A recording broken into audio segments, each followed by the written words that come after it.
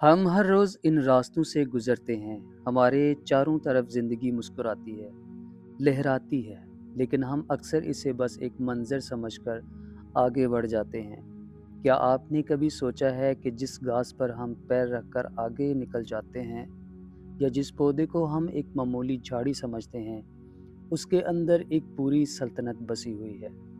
आज मैं आपको अपने गाँव के इस अनजान रास्ते पर एक ऐसे सफ़र पर ले जा रहा हूँ, जहाँ हम किसी बड़ी चीज़ को नहीं, बल्कि बेहद छोटी और मामूली दिखने वाली चीज़ों को डिस्कवर करेंगे। आज हम इस पौधे के इस संसार को देखेंगे, जो आम इंसानी आँखें नहीं देख पाती।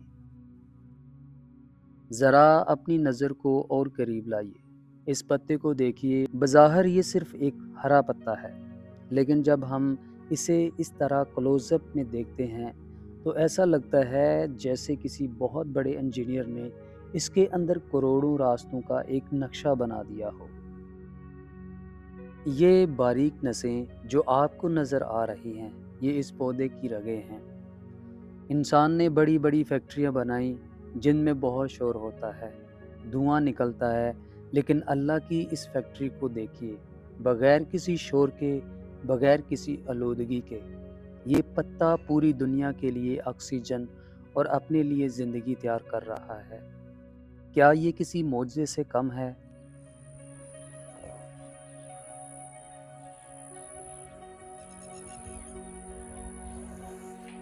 कुदरत सिर्फ खूबसूरती का नाम नहीं है, ये हिफाज़त का भी नाम है। इस पौधे के तने पर मौजूद इन छोटे-छोटे कांटों को देखिए।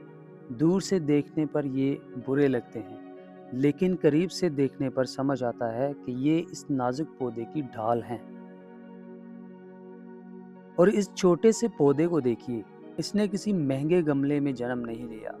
इसने इस सख्त मिट्टी को, इस भारी पत्थर को चीर कर आसमान की तरफ कदम बढ़ाया है। जिंदगी जब जीने पर आती है, तो वो अपना रास्ता खुद बना लेती है। इस नन्हे से पौधे की ये जिद हमें सिखाती है कि हालात चाहे कितने भी सख्त क्यों ना हो, अगर अंदर आगे बढ़ने की चाह हो, तो रास्ते खुद ब खुद बन जाते हैं।